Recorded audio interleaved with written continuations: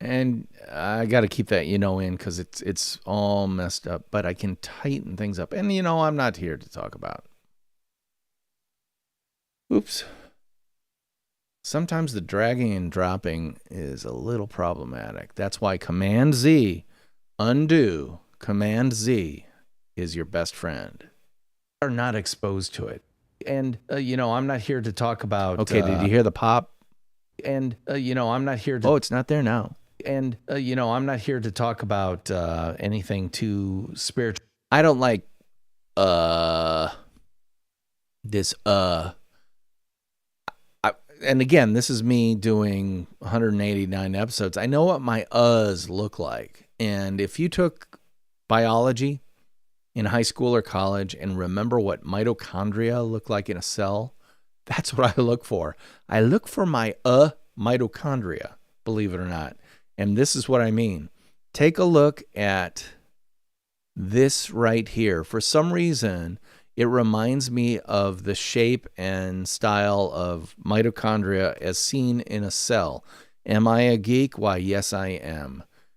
Because I think of my as mitochondria. But I look for that mitochondria, and that makes it easier for me to get my out of my mix. I'm not here to talk about anything too spiritual or religious or anything like that.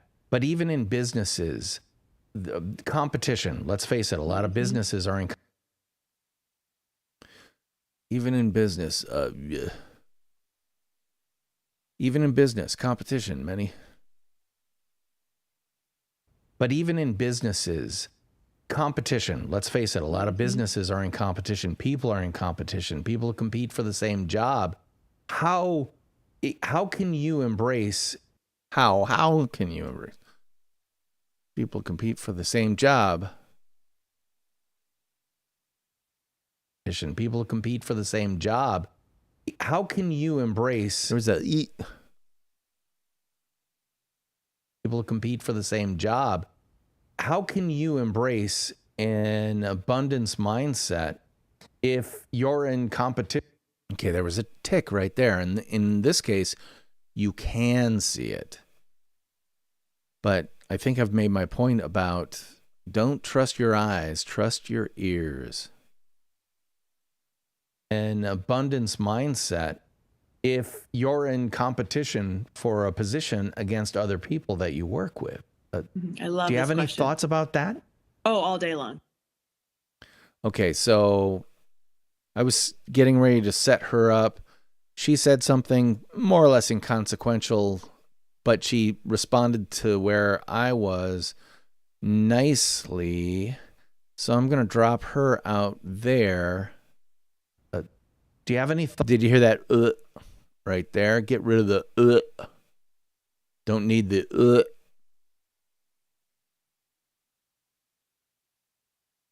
for a position against other people that you work with.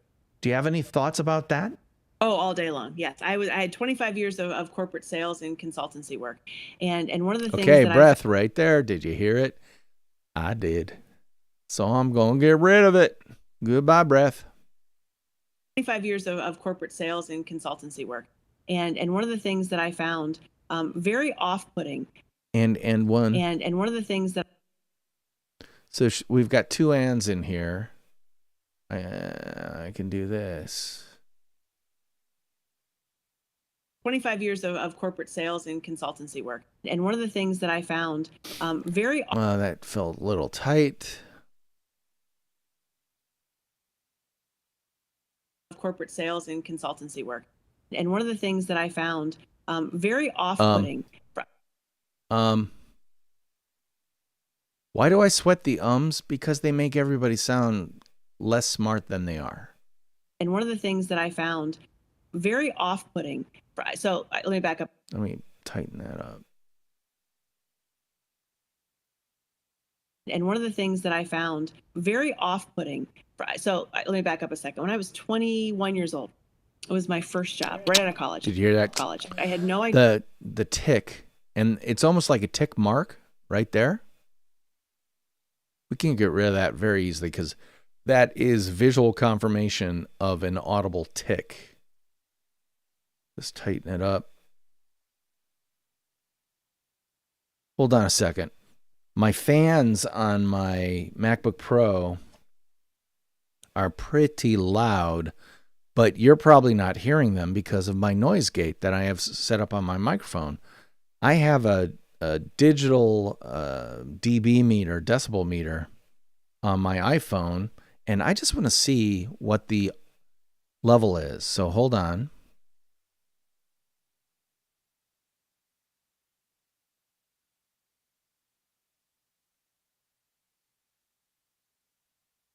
Well, let me show you.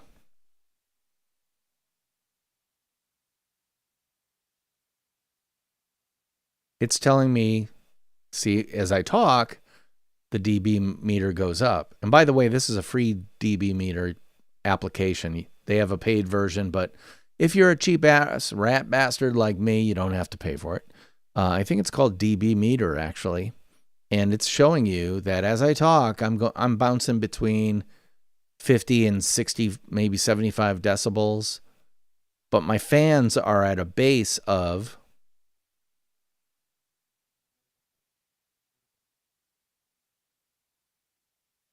and I'm using the bottom microphone as the source.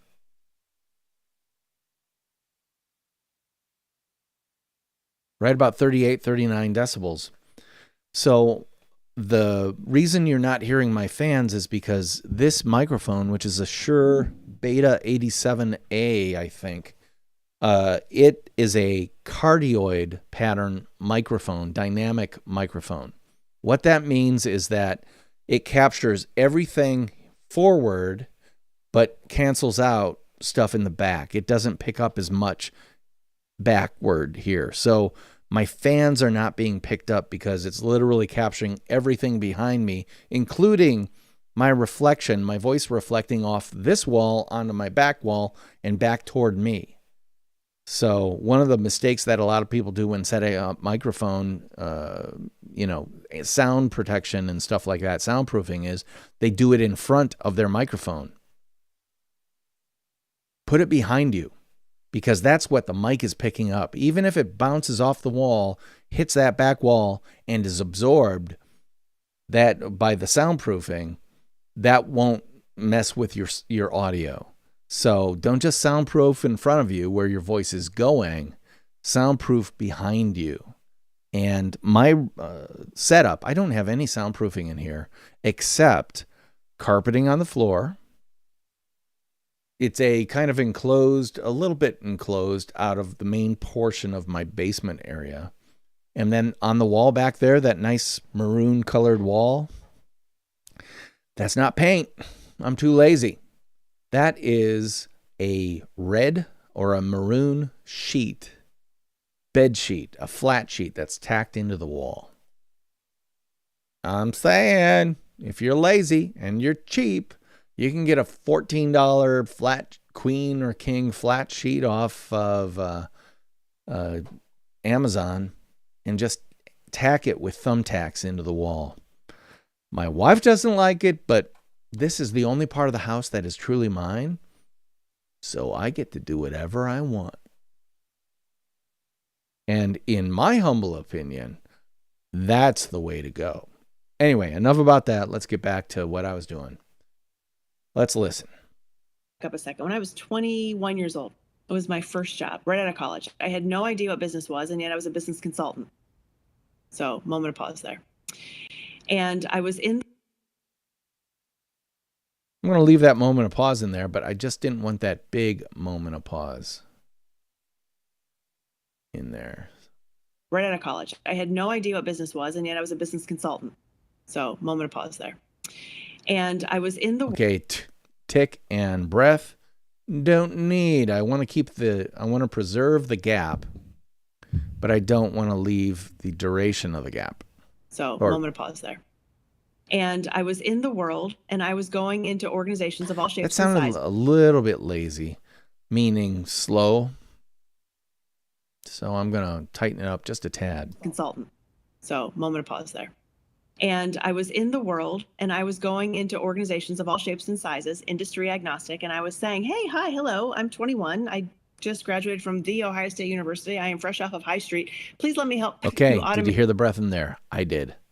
because I was listening hard. University. I am fresh off of High Street. Please let me help. Okay, and in this case, you can see the breath. I'm fresh off of High Street, which is nice. Street is a word that has a hard end to it, meaning I can cut pretty close to it and just get rid of that. And let's see if that works. Ohio State University. I am fresh off of High Street. Please let me help you automate your finance within. So please help me. Please let me help you automate your. Please help me. Please let me help automate your finance. There was kind of a. That sounded weird.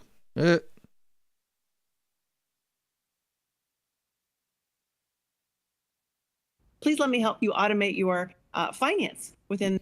Your finance. Please help me automate your finance. Please let me help you automate your finance within this Fortune 500 company. Within this there's the within this Fortune 500 company. Your finance within this Fortune 500 company. Now, there was a breath. Now, people are very great. All right, so listen. Automate your finance within this Fortune 500 company. Now, people are very gracious when you ask them to help you. So I would say, can you help me understand what accounts payable is, please? Because by context, I understand that there are accounts somewhere and presumably you're paying somebody. I don't know who that is. And so when I would walk in these organizations and I would leave these organizations, who that is. And all right, so breath, and I want to preserve the gap, but lose the. Presumably you're paying somebody. I don't know who that is. And so when I would walk in these organizations and I would learn these things, I would understand that I am a salesperson, right? And so people who were much further ahead in their journeys, business people, would look at me and say, oh, right, isn't she sweet? Isn't she cute? She has some idea of what this first job is right out of college. And she's here to tell me what. Tick. Did you hear the tick? Yep, it's right there. Those sounds tick, kind of teeth clashing or lip smacking, whatever it is. Because there's a big gap, I'm tightening it back up just a tad. Job is right out of college. And she's here to tell me what I already know. And yet they also. Did you hear the breath? Breath? What I already know.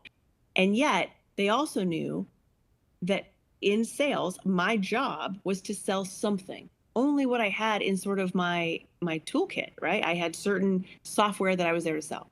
Now, certain software that I was right. I had certain software that it sounded like a breath or something. So I'm going to get rid of it. Okay, right. I had certain software that I was there to sell. Now, not the only VAR, value added reseller in the world who was also selling software. So my competition was. Did you hear it? It's there. I got to cut these out. Remember, I adjusted the noise gate. I don't want to mess with it again. Added reseller in the world who was also selling software. So my competition was also inside of that same organization. I have no idea if they were 21, 41, 61, but probably with much more experience. But probably with much more experience. Take out the She instantly gets a graduate degree with instead much more of experience than I. A high school 41, diploma. 41, 61, but probably with much more experience than I. There's a tick right there. And once you see those ticks, you can kind of go, oh, I can take that out before you even hear it. 41, 61, but probably with much more experience than I had. And yet I thought to myself, there's a breath in there. I can shorten this a little bit, but, and here's the thing. You want to leave some space in there because people do need to breath. People do need to breathe. And it sounds really bad if you don't allow them potentially some space to breathe every once in a while. Now, too much of that's excessive, but we are humans. We are used to hearing people talk and breathe.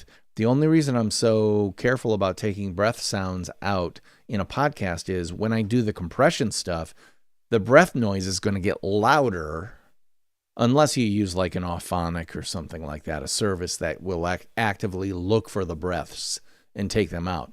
I don't do that because I get nervous, because a breath can sound like an S or an H, and sometimes it'll mess with words. So instead, I use my ears and use my judgment, because it's my podcast and I want it to sound as good as I can possibly make it.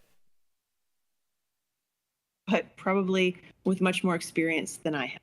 And yet I Than I have. Than I have. And the I have. She dropped. And yet I thought to myself, there's nothing I can do. I can't make sound unless I search through everything she says and find another instance where she said have. I'm not going to do that. I'm going to let people's brains fill in the word that's not quite there. Experience than I have. And yet I thought, well, actually, but probably with much more experience than I have. With much more experience, leave it at that, than I have, gets rid of the problem. But probably with much more experience. Experience. With much more experience. And yet I thought. All right, so let's listen to that a little bit back further. No idea if they were 21, 41, 61, but probably with much more experience. And yet I thought to myself, how do I differentiate? Right? That is what it's about. And so sometimes when. Did you hear that?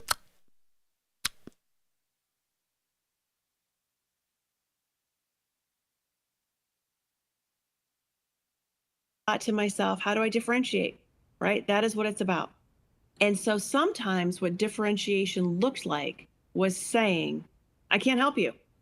You know what? I hear what you need. And many years later, I understood what they needed. Okay, I heard a. You need. Okay, that's from me. See, my microphone?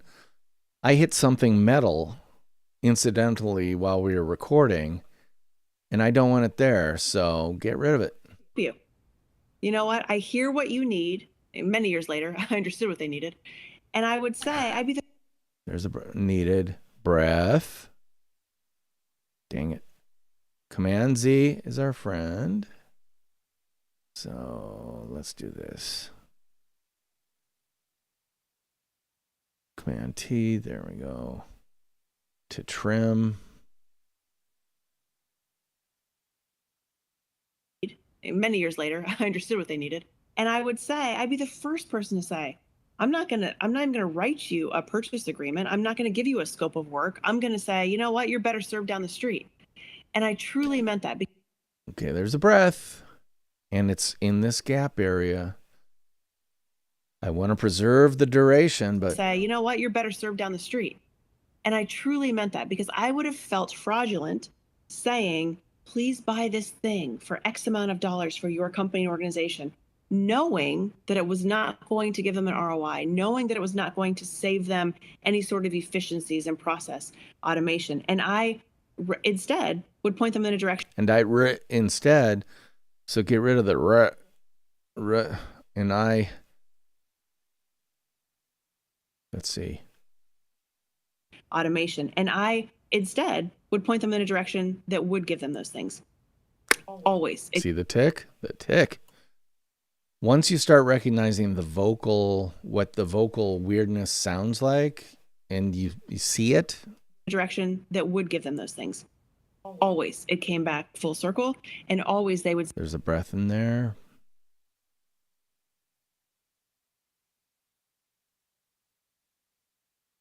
Always. It came back full circle, and always they would say, you know what? These are people in my circle that I know could be benefited by what I was offering at the time, and they would bring those folks my way. So showing up authentically. So a little bit of gap, but not as long, and get rid of the breath. Bring those folks my way. So showing up. Did you hear the so? Those folks my way. So showing up authentically. I've never been a person to say, what can I get? Again, a giver. I wanted to give them good information. I didn't want to take something unnecessarily, because eventually those customers would be not good customers at all. Not good.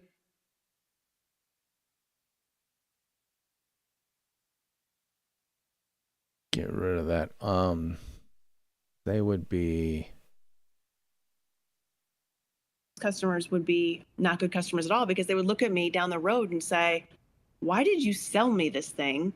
It's garbage. And then that is branding, right? That becomes this organization, this individual. That becomes branding, right? That becomes this or. That becomes. She took a breath in here. So I'm just going to tighten this up.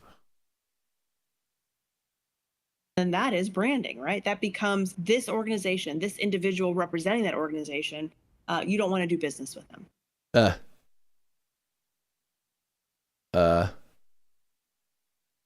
Leave that. This individual representing that organization. You don't want to do business with them. But a lot of people feel like, man, I have closing ratios. I have closing ratios. So here I'm playing with a little bit of the rhythm of stuff. Here I let stuff hang out. Individual representing that organization. You don't want to do business with them. But a lot of people feel like, man, I have closing ratios. I have expectations. I have all of these things that I have got to do right now. So whatever my narrative is, it's because I'm going to get something. I'm going to be taking these dollars so that I can look good. I never functioned like that. I couldn't do it. Yeah, well, again, get rid of the yeah tick. Yeah, well, that's because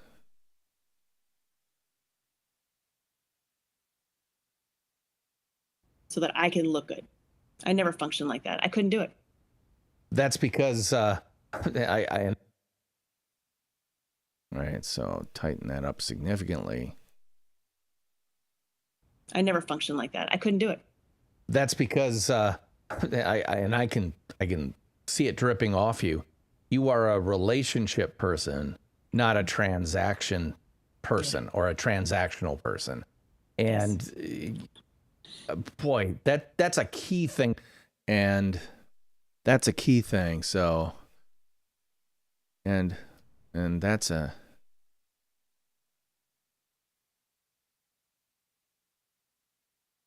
transactional person. And that's a key. That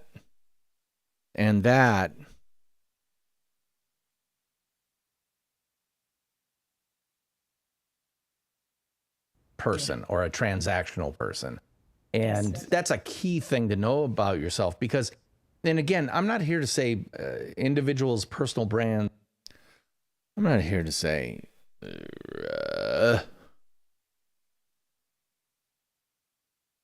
yourself, because, and again, I'm not here to say individuals' personal brands are better or worse than someone else's.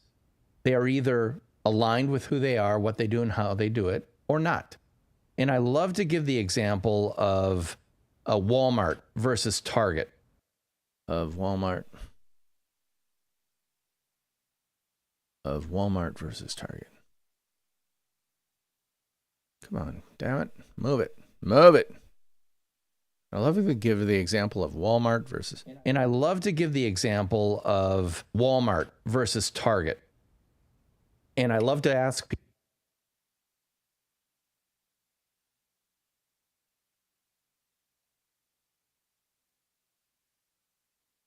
Walmart versus Target. And I love to ask people, do you see a difference between these brands that sell Tide in similar shaped bottles for similar prices? Do you have a different feeling about them emotionally? Do you have a different feeling?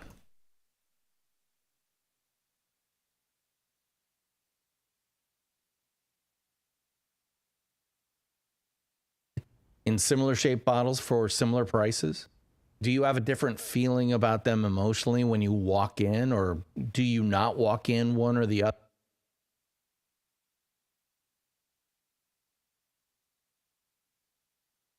Different feeling about them emotionally when you walk in, or Do you not walk in one or the other? Do you have a preference? Would you drive 10 miles out of the way to go to one instead of 10 blocks away to go to another? You know, and the answer is typically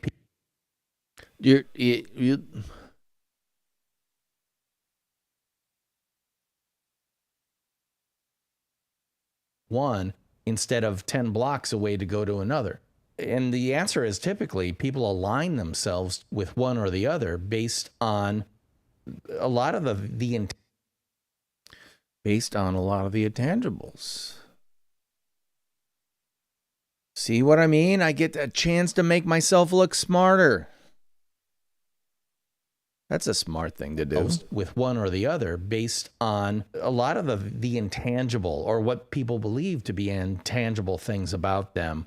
Well, I just like this one because it feels better. Well, why does it feel better? Do you think it might be because it was designed in a way that is totally aligned with the brand so that you felt exactly like you should when you walk in the door? And the answer is, yeah, that is why. It's because it's aligned. The brand is in alignment with its concept, with its pillars of what it offers and how it delivers and serves the customer. So I love to say, learn from. So I love to say,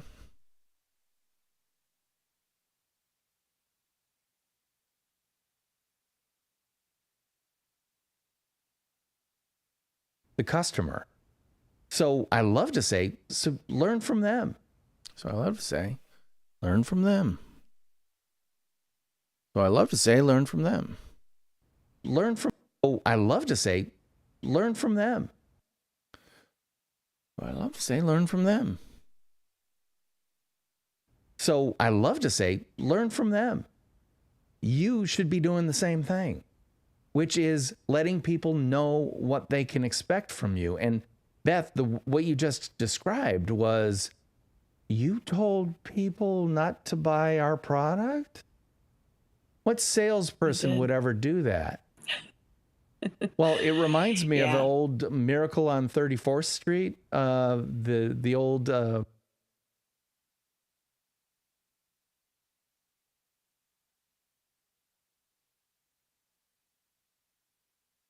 the old Miracle on 34th Street, the old movie where Santa tells them to go to Gimbel's down because they have it and we don't here at this store. Down. I can get rid of the down. Tells them to go to Gimbel's down because they have it. I was going to say down the street, but I didn't. So let's see if this will sound better. Where Santa tells them to go to Gimbel's because they have it and we don't here at this store. Here at this store? Don't here at this store. So again, one of the things I love to say is, if it is discreet, you can delete. And what I mean by that is, if it's discreetly not connected to what comes before and after, you can just take it out. So how's that look? It looks exactly like this, which is right there. If I could do a Command T for trim, and I do a command and just pull it back like that and then butt it up, you will never know it's gone. Because they have it and we don't here at this store. Why would you do that? Because I want to help people out. Well, what happens? People love you for helping them out. And consequently, when you do have something that you can serve them that will help them, they're going to take that meeting. They're going to take the call, and they're probably going to ink the deal because you've always done solid things for me. You've always done solid things for me. Always done solid things for me.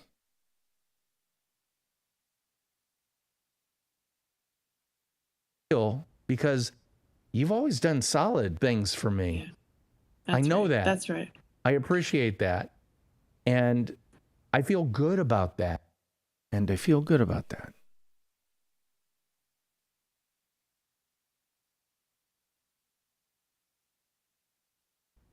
And I feel good about that because... And that felt tight. And I feel good about that. And I feel good about that. maybe a little more. And I feel good about that because you did me a solid then. Because you did me a solid then. I feel good about that because you did me a solid then. I'll do you a solid now. And a lot of times it's not even just. There was a. And a lot of times. There's a tick and a breath. Leave it. And a lot of times. And a lot of times it's not even just what you said is right, but it's not even. It.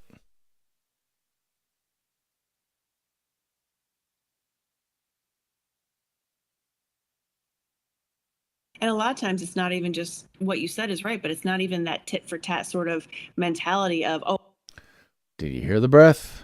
That doesn't show up? Yes. Ooh, I heard it. And it's gone.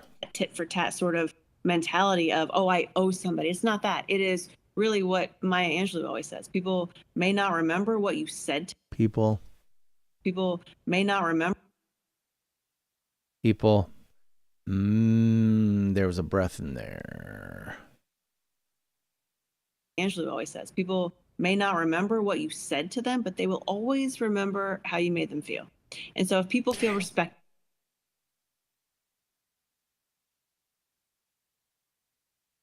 always remember how you made them feel.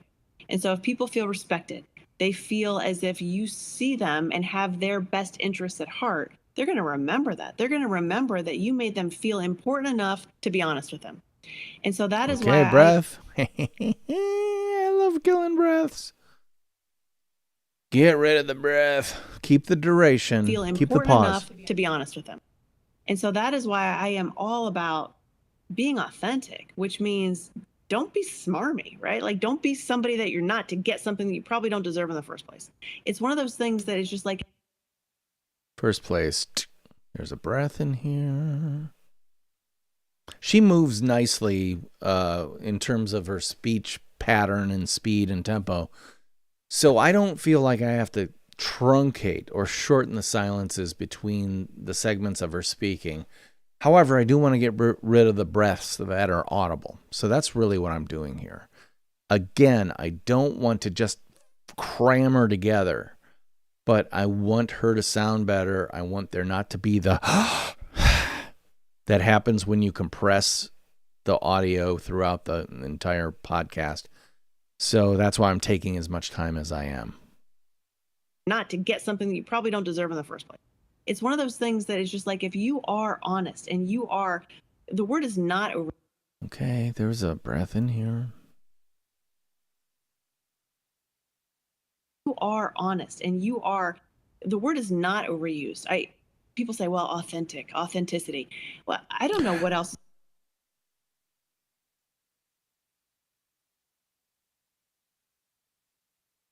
Say, well, authenticity. Well, I don't know what else is more important, really, because if you're not being authentic, you're being something that is misaligned, to your point, from a branding standpoint, from your point, from a branding. Yeah, there's a breath in there. One of the things that editing your own podcast does for you is make you more aware of sound overall. Like if you cut out every single for 100 podcasts where you said 50 times during a podcast, you're not going to say anymore. It makes you a better public speaker. It makes you a better presenter. It makes you a better human being almost, because you realize what you say is more important. Therefore, if you don't have anything to say, you stop saying it. Instead of, if you don't have anything to say, you don't you don't say it. Letting air into your conversation allows people to need to focus on you. If I'm constantly just talking at you ad nauseum, blah blah blah, it's like reading a big page-long paragraph. You can't read it. I'm sorry, William Faulkner. You can't read a sentence that is an entire page paragraph. Yay, you're impressive when it comes to your use of the English language. Boo, you're crappy when it comes to actually communicating your story. There's a difference, and I'm sorry.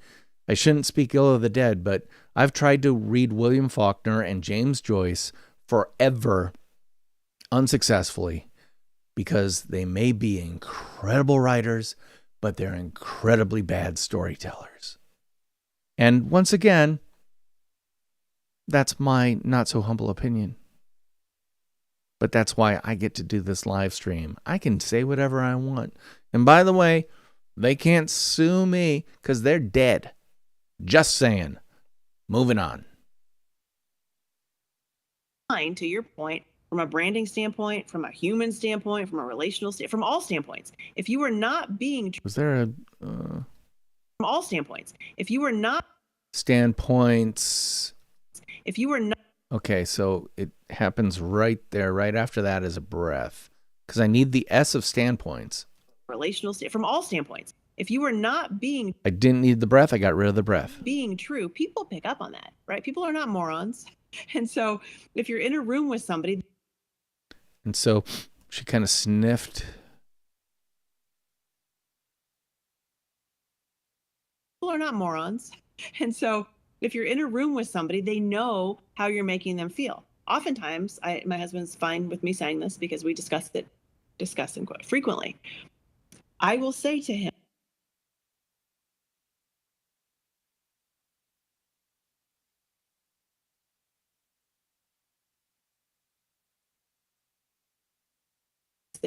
discuss and quite frequently.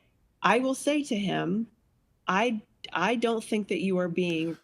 I will say to him, I don't think you are being. Instead, I'm just going to say, I will say to him.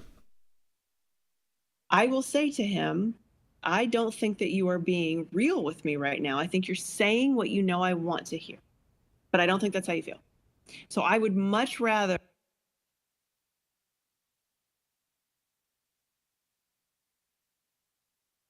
But I don't think that's how you feel. So I would much rather hear the words that you think I might receive as like hard to hear. But I want to know. Did you hear that? In there.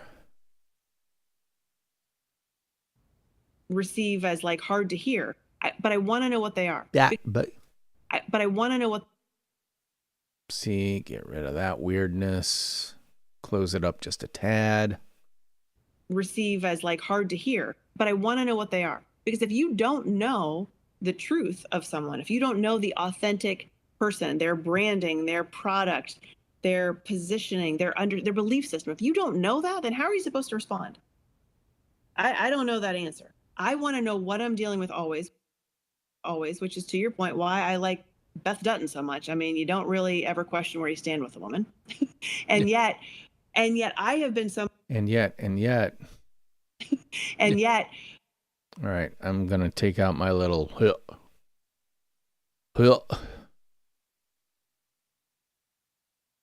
So much. I mean, you don't really ever question where you stand with a woman. And yet I have been somebody that over the course of my entire life has always shown up like that.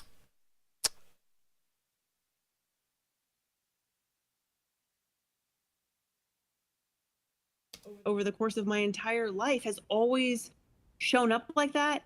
But in the early 80s, right when I was growing up, I was very much reprimanded for that. I was the girl that in a classroom would say out loud what everybody was thinking, which is, why is this teacher, like, is he serious right now? I would say, like, Mr. So-and-so, why are you, like, Mr.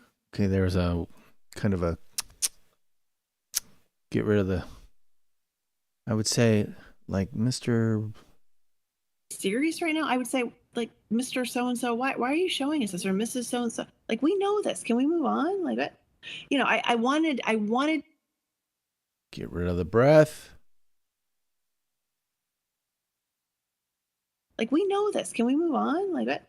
You know, I wanted to know why that people were going through motions.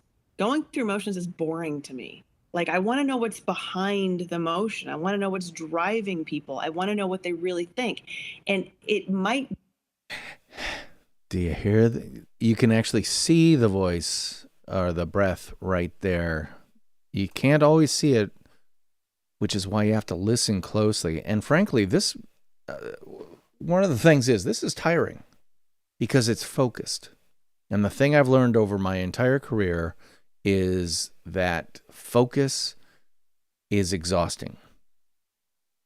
Writers, when they focus, I once worked with a guy who said real writers can only write between 2 and 4 hours a day. And for the longest time, I'm like, wow, that seems awfully short. And then I realized, no, that's about right. Because the focused part, where the hardcore writing happens, is very brief relative to the staring at the wall or taking the dogs for a walk and just airing out the brain and thinking of ideas and allowing things to happen. Focus requires energy. Energy is something you do not have in abundance. And it's really important to do stuff like this when you are paying attention to it to the level it deserves. So, frankly, this is a little bit exhausting. And it's also why I'm not talking the entire time. So, I just wanted to say that. Let's go back to this bad boy and get this thing done. People, I want to know what they really think. And it might be people are afraid to do that because they're so afraid of those repercussions on the other side. Those Repercussions. Those Repercussions to do that because they're so afraid of those repercussions on the repercussions. Do that because they're so afraid of those repercussions on the other side. Well, how's this going to be received? I should say this thing, so I'm going to say it because that's what's expected, and I'm going to keep the peace. And I'm like, well, ruffle some feathers, because keeping the peace is boring. In certain circumstances. Bet. Don't need the bet.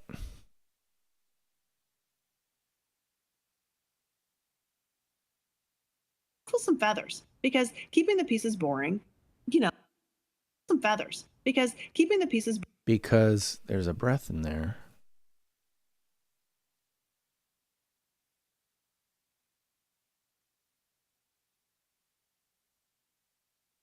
peace. And I'm like, well, ruffle some feathers, because keeping the peace is boring. In certain circumstances, I understand, but in the main, when you're trying to really relationally understand something, a principle, a concept, a human, then give it to me straight and let me decide how I feel about that. Let me decide that. That is respectful, because otherwise you're just trying to play this game and set up the... There's a breath in there. Don't want to loop it.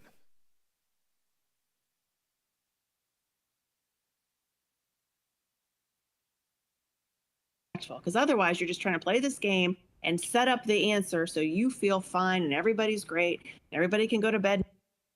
It's great. Everybody can go. Yeah. See, her signal, when this was recorded, I don't have control over the signal level that she came over. It came over just a little too soft. So that's why I have to cut out so many breaths. It's annoying, but it's necessary if you want to have a quality podcast that is indicative of who you are as an individual and my brand or your brand. The quality of my work, the creativity, the look, the feel, the intangible stuff like that, that's completely indicative of who I am as a creator, as a creative director, as a copywriter, as an aesthetic judge of what is good, what is bad. And that comes in the form of things like audio, music choices. All these things are indicative of, do you have taste? Do you not have taste? Even my backdrop behind me. I look at this and go, oh, there might be too much stuff. And then I go, no, I like it, because that's actually indicative of who I am as an individual. My brain is a little cluttered. My life is a little cluttered. That's the way I roll. If I were to come in here and have everything be this pristine stainless steel and white or some dove gray, whatever, it would not be true to who I am as an individual. It would not be truly portraying and demonstrating who I am as an individual. Same thing goes for a podcast. If I were not to cut out the breaths, if I were kind of fast and loose and sloppy with stuff, that would imply that I am fast and loose and sloppy with stuff that, and I don't care about aesthetic things that someone in my position doing what I do should care about. Yeah, it's the nuance stuff. I do get paid for the big idea, but when it comes to the executional side, I get paid for the nuance stuff. Like, why is this a little bit better than this? That's what a creative director does all day long. It's to say, I look at 5 things and I point to the one that is the right one, the perfect one, or the best, at least the best of the 5 presented. Why? Because as a creative director, I demonstrate my taste every single day. And I earn respect by people going, oh, you're right, that is better. And they may not have gotten it, but when I explain to them why this is better than that, and they go, oh, I never would have thought of that. In the back of my head, I always say, yeah, well, that's why I'm a creative director and you're not. But I don't say that aloud. Don't tell anyone. I'm not quite that big a jerk. Well, some people might beg to differ, but I'm not. Moving on. So you feel fine and everybody's great. Everybody can go to bed not mad at each other and everybody can pretend everything's fine. Well, really? But is that progress? Is that transformation? No, it's boring. It's boring. Yeah. Well, and the whole thing is, it's boring for you. Yeah. Yeah. And yeah. Well, and the whole thing, I don't need the yeah. Well, no, I'll leave it in. I'll leave it in. I'm going to. It's boring. Yeah. Well, but I did have a kind of, you can see where I took a breath. Boring. It's boring. Yeah. Well, and the whole thing is, it's boring for you. It's boring for the people who like you and your personal brand and what you represent. But you're right. But there's a personal brand and what you represent. You represent and what you represent. I hope you can't hear dogs upstairs. They better not be goofing around. Let's see if this works. Personal brand represent. Ooh, what was that? Personal brand and what you represent. And what? Personal brand and what you represent. Ooh, let's leave that whole chunky weirdness in there. Sometimes you can't fix it. Personal brand and what you represent. But there's an entire audience. Oh my God. Hold on a second. I got dogs barking. I'll be right back. Stand by.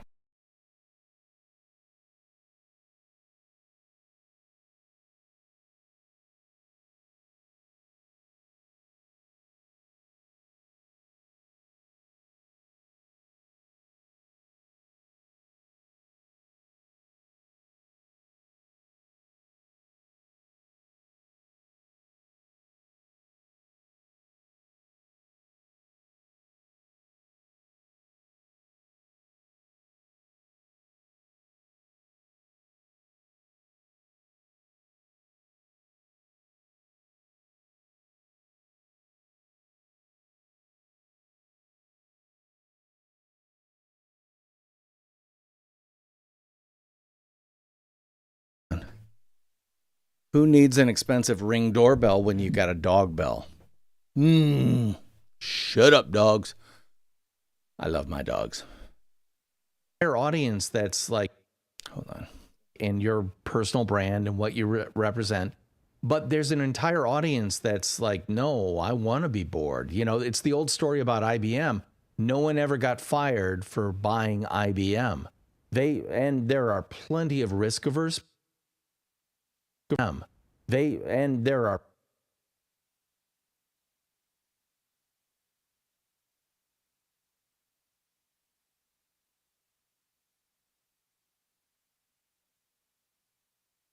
got fired for buying IBM. And there are plenty of risk-averse people who can't handle the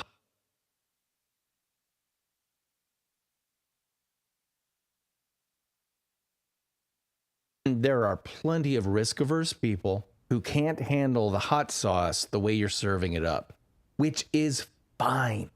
Yep. Because there are plenty of other personal brands that are more boring, are more pedestrian.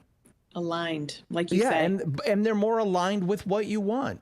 Let's face it. I don't want an electric car created by a billionaire, and I want a Ford Probe. Fine. I want a Ford Probe.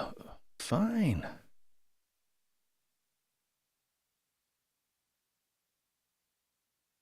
A Ford Probe. Fine.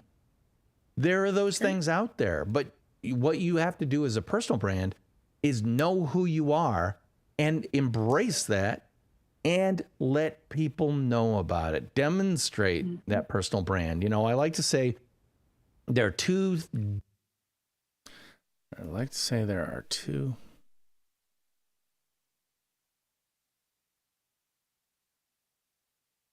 That personal brand. I like to say there are two D's that are important when it comes to branding. Number one is differentiation. And it's so appropriate that you're wearing a Yellowstone Dutton Ranch headgear there, that trucker hat. Headgear there.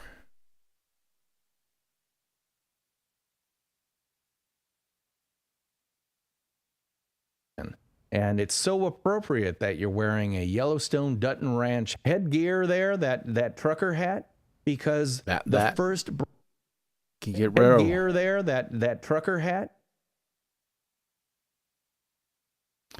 Get rid of one of the that's. I don't need two that's.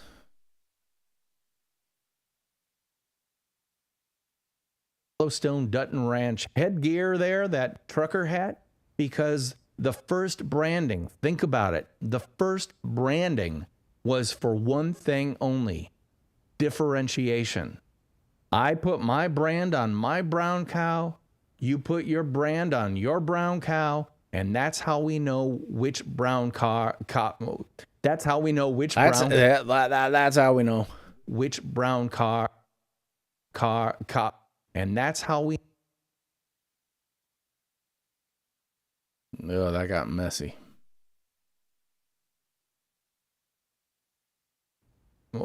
That's how we know which.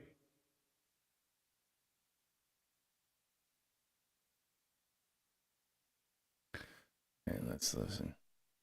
You put your brand on your brown cow. That's how we know which brown cow is which. Mm-hmm. Differentiation, absolutely job one of branding. But right behind that is the other D, demonstration.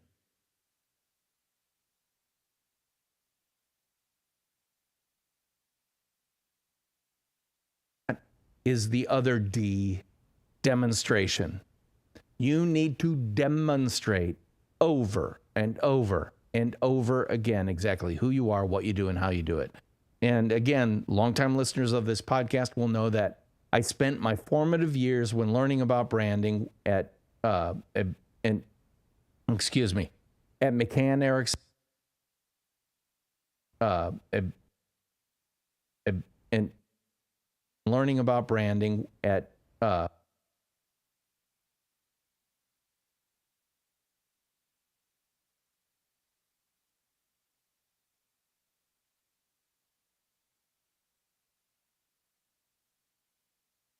when learning about branding at McCann Erickson. My formative years when learning about branding at McCann Erickson in Atlanta, Georgia, working on brands like Coca-Cola. Now, I talk about Coca.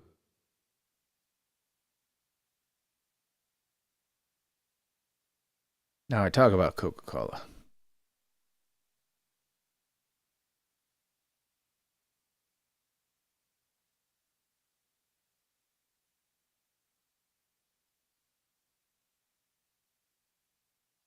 I think I can probably tighten all this up a little. On brands like Coca-Cola. Now, I talk about Coca-Cola all of the time.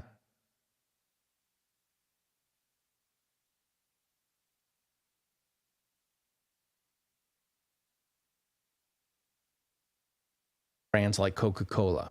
Now, I talk about Coca-Cola all of the time just because it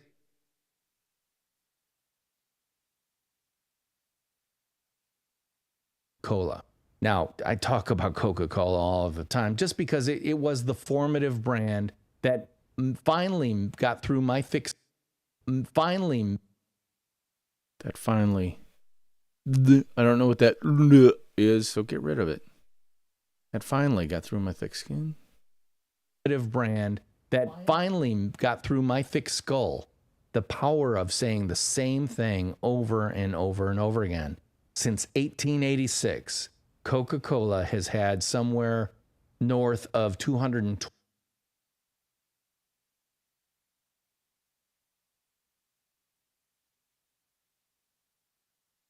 Coca-Cola has had somewhere north of 220 different taglines. Somewhere north. Coca-Cola has had somewhere north of 220 different taglines, all revolving around, let me say that again, all revolving around.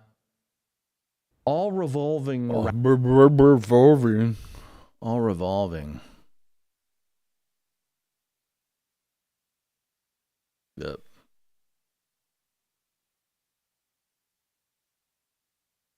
Hey, by the way, you see me doing this a lot.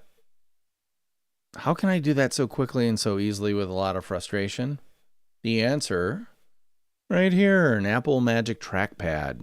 I used to use a mouse and I used to use a trackball, but for this stuff, I love the Magic Trackpad. This is a rechargeable battery in here, which is nice. And it's an Apple product. They don't, I wish they would send me money or product. They don't. I buy it. I buy their stock too, by the way, because I love the brand and I love their products. But the trackpad allows you to do the pinching movements that you've come to know and love on your phone to make things bigger and smaller and stuff like that. So highly recommended. The Apple Magic Trackpad. Okay, going on. North of 220 different taglines, all revolving around the same taglines, all revolving around. So that can be tighter. North of 220 different taglines, all revolving around the same concepts of authenticity, refreshment, and sociability. I can go in and talk about those things all day long. I'm not going to. Just trust me on this. Coca-Cola is what Coca-Cola has always been because they've told us that. It's the real thing. They were the first cola to come out in 1886. They beat Pepsi by 1 year. Literally 1 year. And yet Coca-Cola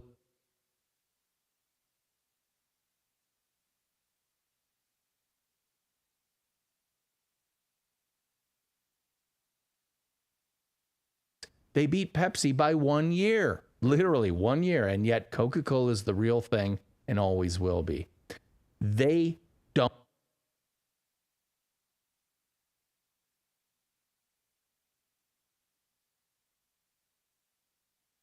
thing and always will be.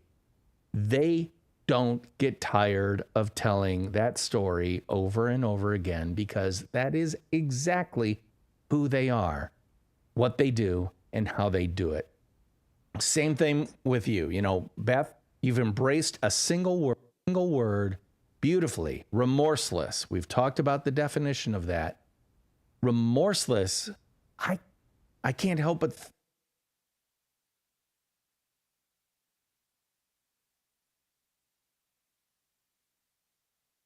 remorseless. I can't help but now see you as the app. I can't help but now. Can't help but get rid of the. I can't help but now see you. Remorseless. I can't help now see you as. Ooh. I can't help but. Can't help but now.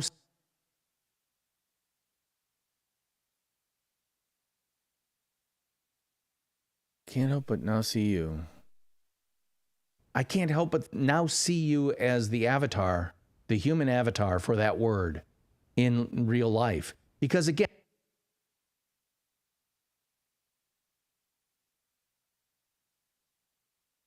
the human avatar for that word in real life. Because again, remorseless does not say, I am without guilt or without wrongdoing, but I will no longer let guilt define me and stop me from moving forward. You know, we could go all in on Ayn Rand's sanction of the victim idea, but I'm not a big Ayn Rand fan, so let's not go there. But let's just say you recognize the fact that, well, all of us, no,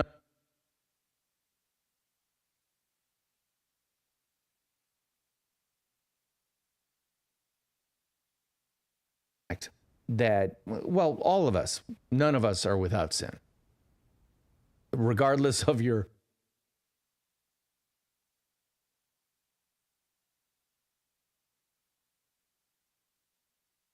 none of us are without sin. Regardless of your religiousness or lack thereof, we all have a little bit of stuff that we don't do perfectly or we've done some people wrong. The question is, can you get past that in a way that is truly authentic to you? And it's that authenticity. I hate that word because it's been said so bastardized, but what's a better word? Well, what's a better word? Said so bastardized, but what's a better word than genuine? Yeah, You know, it's baby? synonymous for sure. Yeah, being exactly who you were.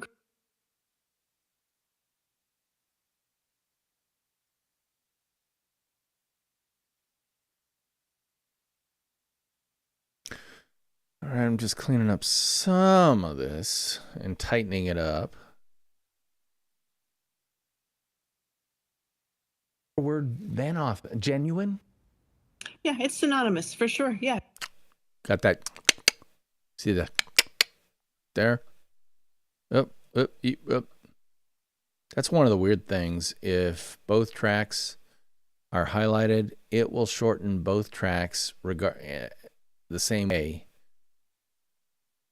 in an annoying synchronicity, I guess. Than genuine? Yeah, it's synonymous for sure. Yeah, being exactly who you were created to be, because we all were made. There's a breath.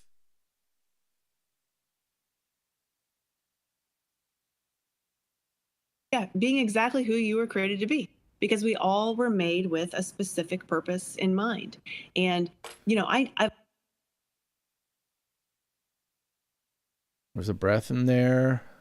I'm going to tighten up the and a little. made with a specific purpose in mind. And, you know, I've always known what I liked. I've always known what I don't like. I always know what sort of instantly makes me feel a certain way, which is, boy, I'm uncomfortable. Boy, Which is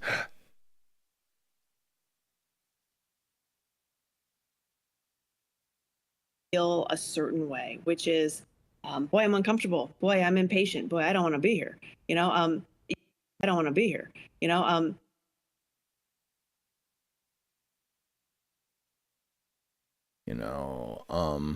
might be able to get rid of that. patient. Boy, I don't want to be here. You know, you just know. I can get rid of that and just go, you just know. I'm impatient. Boy, I don't want to be here. You just know. We know these things. I know I'm an extrovert. I know that when I'm in a room filled with people, it brings me great joy. Filled with people, it brings me great.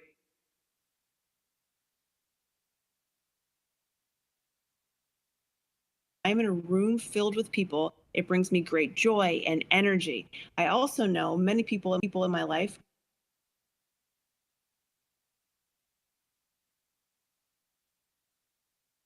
It brings me great joy and energy. I also know many people in my life whom I love dearly. My husband is one who says, nope, I'm good for a minute and then I got to go, because otherwise I become apoplectic and I need to leave this room in a hurry. And so what's been interesting is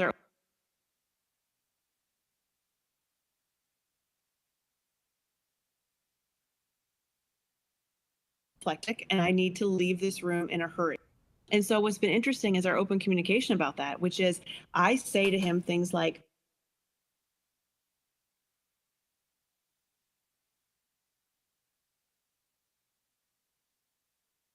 is our open communication about that, which is I say to him things like, I gotta go. I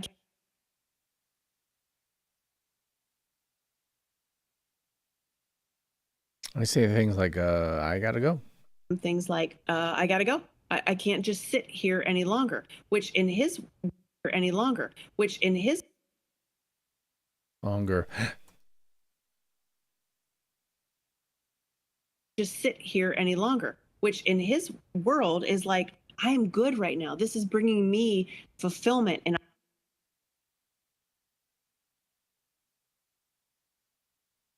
right now. This is bringing me fulfillment and I'm filling my tank back up. And he also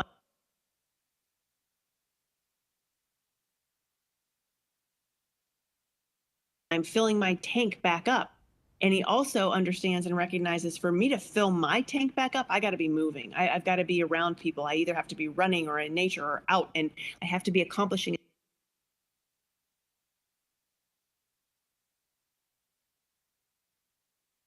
or in nature or out, and I have to be accomplishing and doing things. And for so long, people have made me feel guilty. It's so long.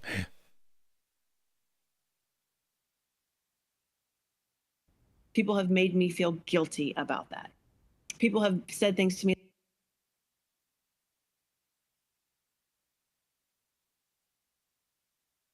guilty about that. People have said things to me like, well, what are you running from? And I'm like, boredom. like,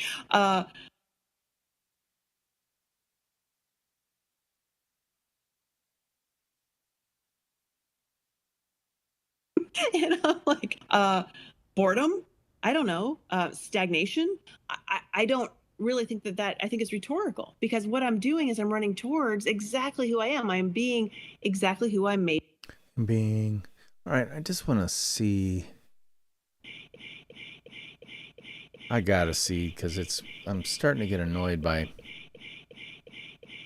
minus 42.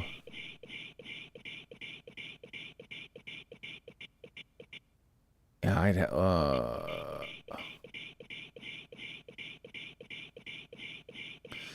gotta cut it out. So, dang it.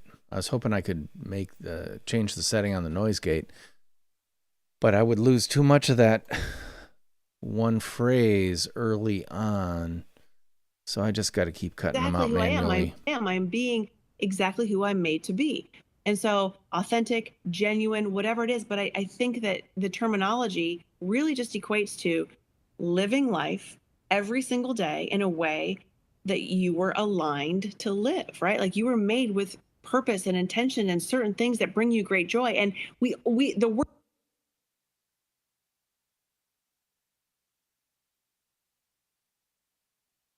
certain things that bring you great joy. And the world needs all of us.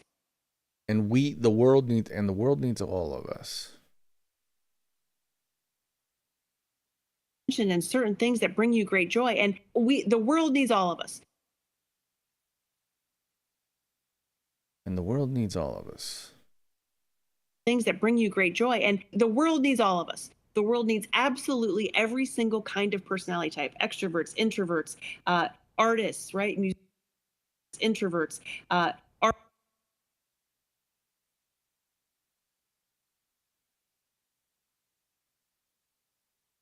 single kind of personality type: extroverts, introverts, artists, right?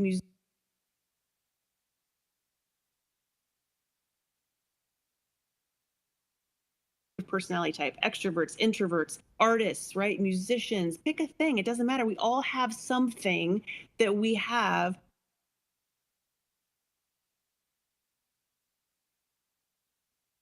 All have something that we have that brings other people great joy, but even more so brings us fulfillment in the moment. And so when you are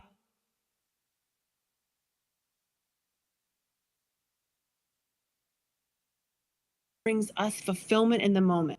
And so when you are authentically, again, leaning in, right? The terms, but when you're doing those things, you are embracing, I heard that. leaning in, right? The terms, but when you're doing,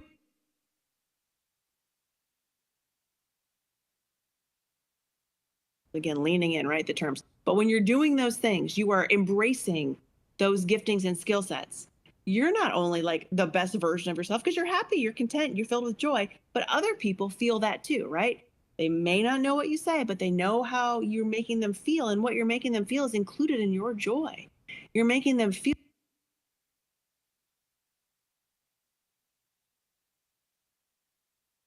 is included in your joy. You're making them feel a part of something. You're making them perhaps tap into the things that perhaps tap into. Perhaps there's a breath in there. I just know it. I just know it. Making them perhaps tap into the things that bring them joy. And it's this reciprocity that is, wow, and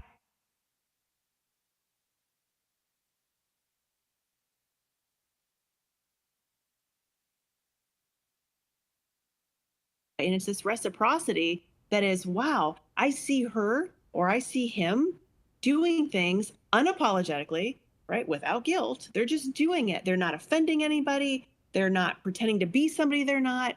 They're living in this moment. And I can see this radiation of just joy coming off of them. I wonder. Heard a breath. Joy coming off of them. I wonder if I can get there too. What do they have? What do they have that I don't? And my answer typically. And tick. Get rid of the tick. Oh, dang it. What do they have that I don't? And my answer typically lands, again, I know we're not going down the Christianity talk.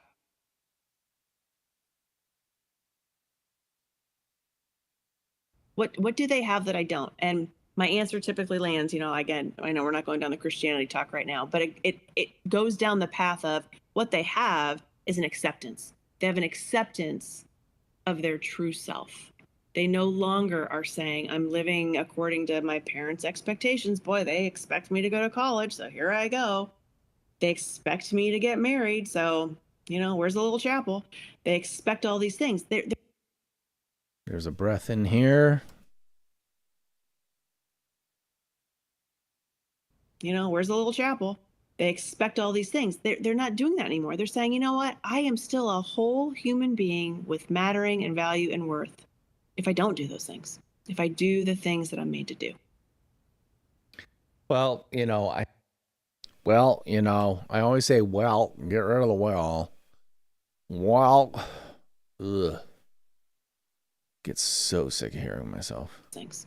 If I do the things that I'm made to do. I am so completely in agreement with you. The agreement. That was a weird way to say agreement. So let's see if I can improve that. Completely in agreement with you. The framing that you gave that these are gifts, or I think you used the word giftings, which is a new word to me, but I totally mean, I totally understand what you mean. A new word to me, but I totally. Which is a new word to me.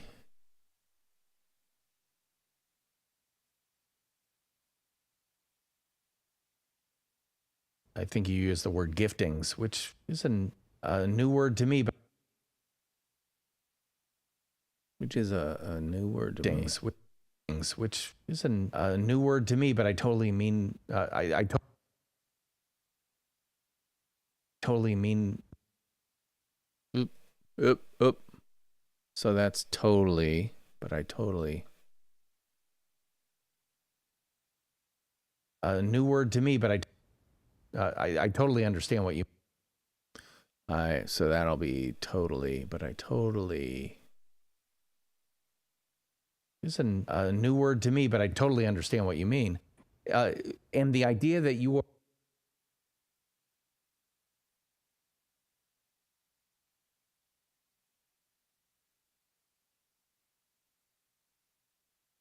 It's a new word to me, but I totally understand what you mean. And oh, hey, while I'm here, let's do this. All right. It just occurred to me that I have not gone to podmatch.com today to clear my potential pod matches. Here's the thing. Podcast guesting is now part of my strategy as a podcaster to even up my game a little bit.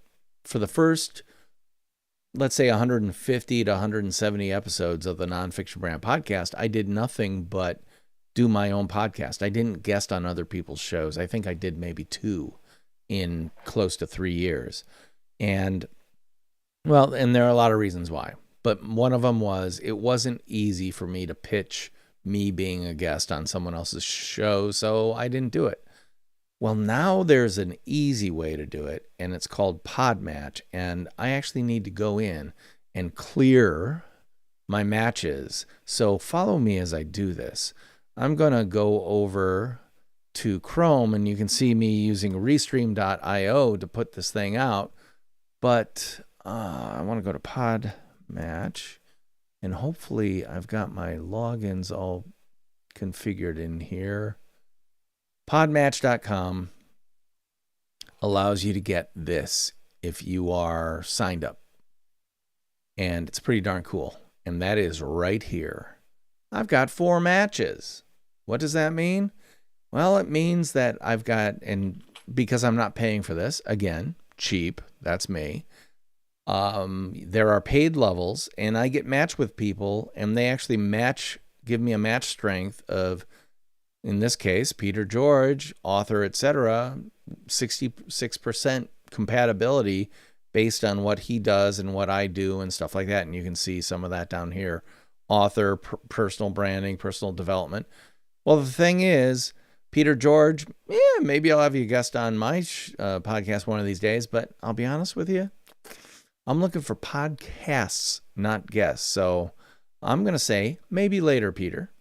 And this is how quickly it goes, too. I have 4 matches to clear. Katie, same thing. Author, I'm a blogger about literacy, first-time children. Maybe later. Let's hit that. Maybe later. I have one other. Takara Charisma, a digital marketing expert, business growth strategist. Oh, look, I could get paid a commission for booking this guest if I upgrade to Podmatch Standard rather than the Podmatch free plan. Now, I'm not going to do that. I'm looking again for podcasts. She's not a podcast, so I'm going to say maybe later. Maybe I'll have her as a guest on. We'll see. Yep, nothing today but potential guests. Sorry, Ashley, but I'm not looking for guests. I'm looking to get on podcasts. So, boom, I've cleared my podcast matches today. But let's see, I got a message on here from somebody, and I can see people that I've pitched to or that I've wanted to get on my podcast here, including Alex Sanfilippo, who is the founder of Podmatch. By the way, Alex, got to get you on the podcast one of these days. But someone else has given me this is a scheduling, this will be a scheduling email thing, blah, blah, blah.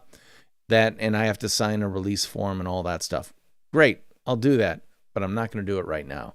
But I have successfully cleared my pod matches for the day, so I'm going to go back to doing what I have been doing, which is this.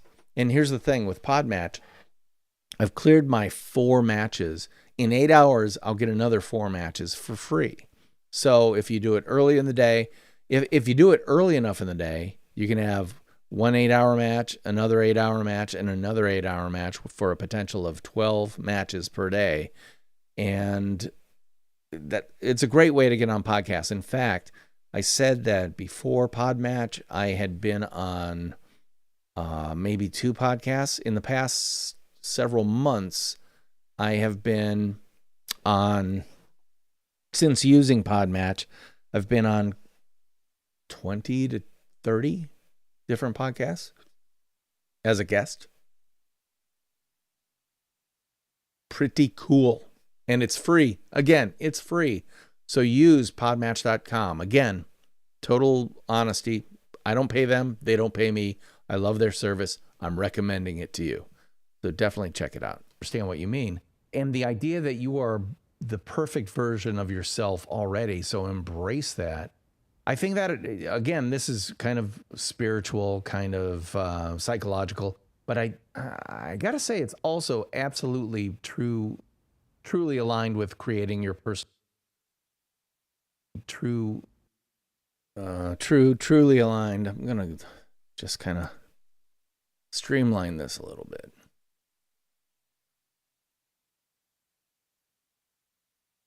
Dang it. Come on. There we go. Also absolutely truly aligned with creating your personal brand or your small business brand, because there is no difference between your personal and your small business brand.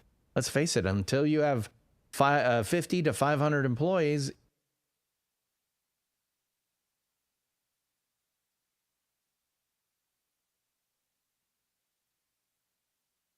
let's face it, until you have 50 to 500 employees, it's still you. Your reputation, everything about you defines what you are, who you are, what you do, and how you do it. So I just love that idea, though.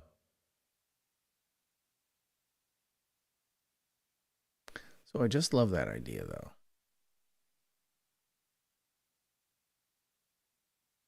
You do it. So I just love that idea, though, that you... I don't need the... So I just love that idea, though. So I just love that idea, though, that you are perfect. The question is, have you identified the perfect you with inside the perfect you inside the... I'm searching for words here, so I'm going to take out some of that word search and just shorten it up.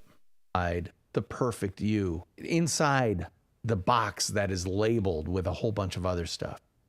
Again, remorseless.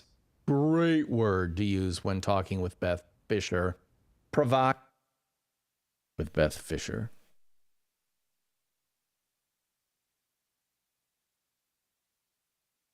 When talking with Beth Fisher. With Beth Fisher. Word to use when talking with Beth Fisher. Provocative. Hopefully a really good word when you're talking about me, because I am embracing that word as strongly as you're embracing remorseless. And I don't think it's an overpromise and underdeliver. Certainly not this episode of the Nonfiction Brand podcast, because it's been with Beth Fisher, who you can see why I love her so much. Really an interesting conversation, a wonderful person. Again, I want to let people know that Beth's book, you can get that book on over at Amazon.com. So go get Beth's book, Remorseless, at Amazon.com. And also, Beth, where can people connect with you online? And don't forget to pump your podcast. Yes, the easiest way to find me is bethfisher.com. You can actually find my podcast. Okay, there's a breath. Surprise, surprise. Is bethfisher.com. You can actually find my podcast there as well. I have the Remorseless podcast. That is wherever you prefer to listen to.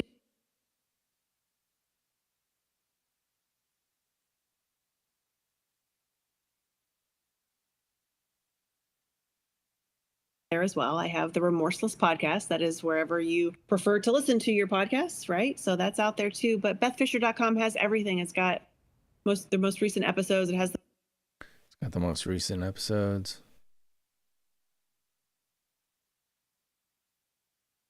So that's out there too. But bethfisher.com has everything. It's got the most recent episodes. It has the books. It has coaching. It has just me. So that is where I am. Well, I want to say thank you again. It has just me. So that is where I am. I want to say thank you again for being on the Nonfiction Brand. That felt a little tight.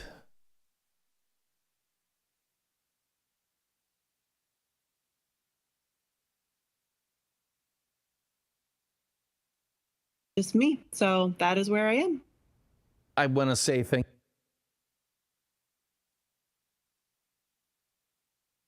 about there. So that is where I am. I want to say thank you again for being on the Nonfiction Brand podcast.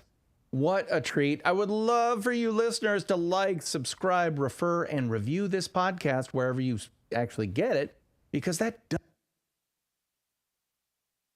Wherever you actually get it. To like, subscribe, refer, and review this podcast wherever you actually get it. Wherever you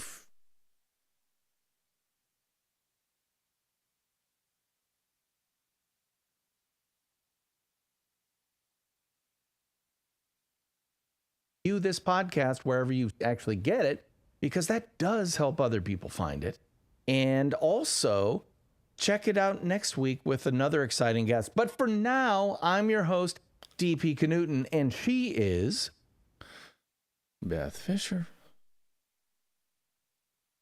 All right, I'm going to have to up her volume for sure.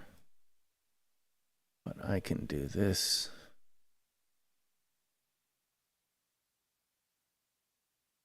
Remember, I'm making a goose box here, and I'm going to goose it all the way up. And she is Beth Fisher. And I'll be talking at you guys next week. Bye-bye. And let's get rid of...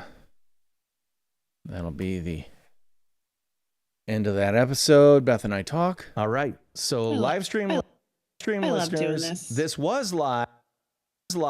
Someone asked, is this live? Yes. All right. So final stuff here. I need to take the room tone and trim it back.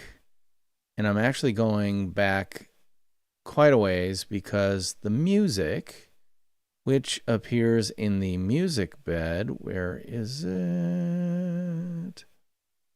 Oh, dang it. Where's my music? I might have accidentally cut it out. I think this is my commercial for my book. Oh, it's not. That is the end music. Oh, there we go.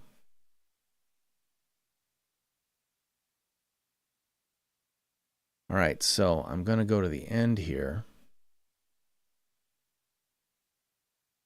And my music is ends pretty close to the end of the bye-bye. Dun, dun, dun, dun, dun, dun. So here, let's listen. And I'll be talking at you guys next week. Bye-bye. I'm going to pull it just a little bit like that. And I'm going to look, because the music, you can see it kind of ramps up a little bit. I'm just going to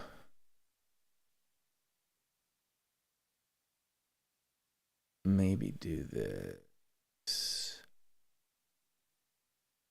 And I'll be talking at you guys next week. Bye-bye.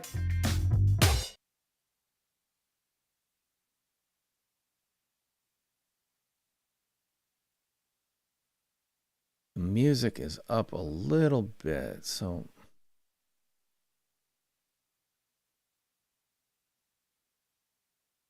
let's see.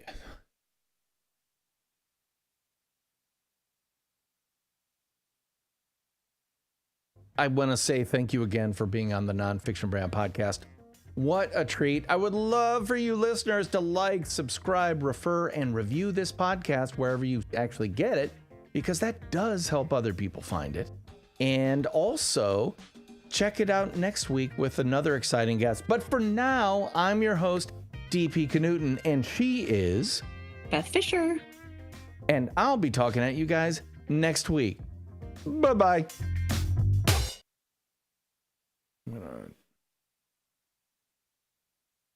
And I'll be talking at you guys next week.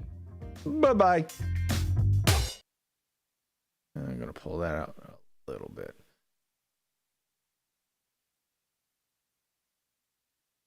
Come on. Command Z. Ooh. Beth Fisher. And I'll be talking at you guys next week. Bye-bye. All right, so now I'm going to pull this over to get my live area, my live editing area. Down, down, down, down. And again, I can zoom in on this stuff to make sure everything's lined up okay. Now, the big question I have is whether I should drop in my book commercial thing. If there's a good place. Usually it's at a transition, so... relationally understand something, a principle, a concept, a human, then give it to me straight and not mad at each other and everybody can pretend everything. Well, and the whole thing is, it's boring response for you. I know that. That's right. I appreciate that. And I feel good about that because you did me a solid then. I'll do you a solid now. Mm-hmm, mm-hmm. And a lot of times it's not even just what you said is right, but it's not even that tit for tat sort of mentality of. Yeah, I gotta, let's see. I have closing ratios. I have expectations. I have all of these things that I have got to do right now. So good. I never functioned like that. I couldn't do it. That's because I can see it dripping off you. You are do you have any thoughts about that? Oh, okay, all day long. Yes. I always receive something. So I'm not going to have a book commercial in there. I should, but it doesn't really fit. And I am a terrible promoter of my own book. I just am. Oh, by the way, let me promote it right now. If you happen to be watching this and have not picked up a copy of this bad boy on Amazon.com, just about any place in the world, because it is available on the House of Bezos just about anywhere, check it out. It's Nonfiction Brand, the Dead Tree version, featuring me, DP Knudten, who looks oddly similar to the guy on the cover of the book. What's that all about? What's it all about? Personal branding. I actually explain why my photo is on the cover of the book inside the book. So if you are interested in learning more about personal branding, but in a format that you can write in, complete with pictures and a whole bunch of other stuff, definitely check this out at Amazon.com. And if is it any good? Well, Jay Baer, New York Times bestselling author of Talk Triggers, says, highly recommended, a spectacularly useful guide to personal branding that pulls off the difficult trick of being both realistic and inspirational. A must-read regardless of where you are in your brand building journey. Yep, he says it right up there, right up at the top. See? Pretty cool. Thank you, Jay Bear, for that. Pick up Nonfiction Brand at Amazon.com.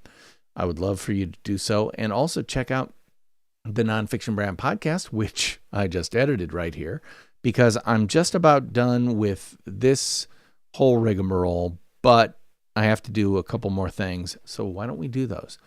First of all, I need to bounce this mix to a different disk. So up here, you can see I've got a number of things. Export song to disk. I'm going to click that. And then I'm going to say, where do I want it to go? I want it to go to the correct folder, which is episode 189 with Beth Fisher. And you will see it's going to save itself as an AIFF uncompressed 16-bit CD quality file.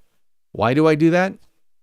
Oh, you'll find out in just a few minutes. Now, this actually has to go through and bounce the track, meaning it bounces it out of GarageBand into a file format that I can then use in Audacity, the second program I use to create my podcast. And this bouncing takes a little bit of time, but not too much time. And actually, this is the time that I should use to promote my book. Oh, well, instead, I'll promote the podcast. You can get the Nonfiction Brand podcast anywhere fine podcasts are free every single Monday, simply by typing in Nonfiction Brand in the search box. And you will see that the audiogram or the visual poster image looks exactly like that part of the book. If you see a square that's black and white with my photo and the words Nonfiction Brand, you know you've got the right place and the right podcast. Okay, so this has bounced successfully. I'm going to go ahead and quit out of GarageBand because I need to go to the AIFF file, which you can see right here. I'll just make this a little easier. This is the file folder. And right there, you see that IFF file? That's the CD quality file, the uncompressed version. I need to make that a little bit more optimized, and I need to open with Audacity. So Audacity is that program I told you about earlier that spelled like that, and that's it, actually the logo. And it looks a little something like this. I'm going to drop my head out of the way so you can see it. This is the totality of the podcast, and you can see it's fairly even, but we've got some peaks and stuff like that. So first thing I'm going to do is go Command A to select everything. And then I'm going to go under the navigation, Effect, and go straight to Compressor. Watch what happens when I do this. These are the standard settings. I have never, ever touched these settings because it does a really good job. And hit OK. And the compressor is going to do its thing, and watch what happens. Bingo.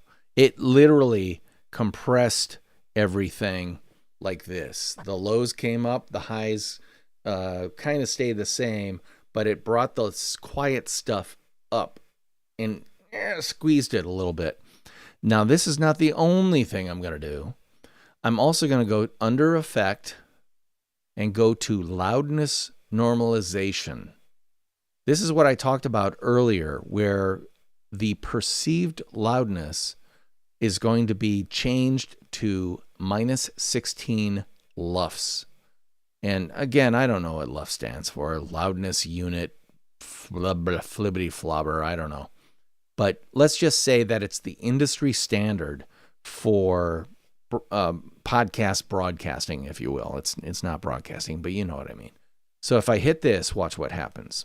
It takes everything that was compressed and just drops the overall loudness to a consistent minus 16 dB. And now under File, I'm going to export this audio as an MP3. And you can see constant bitrate, 192 kbps. And I'm going to hit save. And this is one of the things I love about Audacity. It asks me if I want to load some metadata tags, and I could fill these out individually, or I could load my saved Nonfiction Brand podcast file, and it fills it out. All I have to do is change one number, and then I save it over on top of itself for next time. Replace the thing, and then all this stuff will go out as part of the MP3 file. It's literally encoding the MP3 file as we speak and as you can see right here. This is why I like Audacity. These are the only things I do in Audacity. Compressor, loudness normalization, and then save as an MP3 file with ID3 tags. Those ID3 tags are the metadata that goes along inside the file itself. You know, it's part of the envelope or whatever they call it, the package. All right, so that's all done. I can get out of there. And, oh, of course, this is me. Where did I save it to? I saved it to last week's file, undoubtedly. So if I go to right there, it's right there.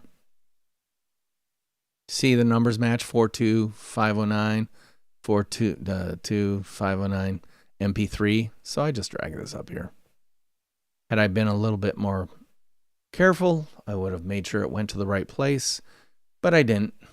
And I'm just going to get rid of the time and date on it. And then I'm going to do this. I'm going to double click it. And just Last week, I left you with this idea or this phrase, zero-sum game. Are you familiar with that phrase when it comes to the way humans operate? I think I hear that in a different capacity than it's meant. So if you tell me what you mean by it. Okay, do you see how my level of voice and her level of voice have really leveled out? That's exactly what a compressor will do. It'll take the loud stuff, kind of set it as the thing, and then bring this quiet stuff up.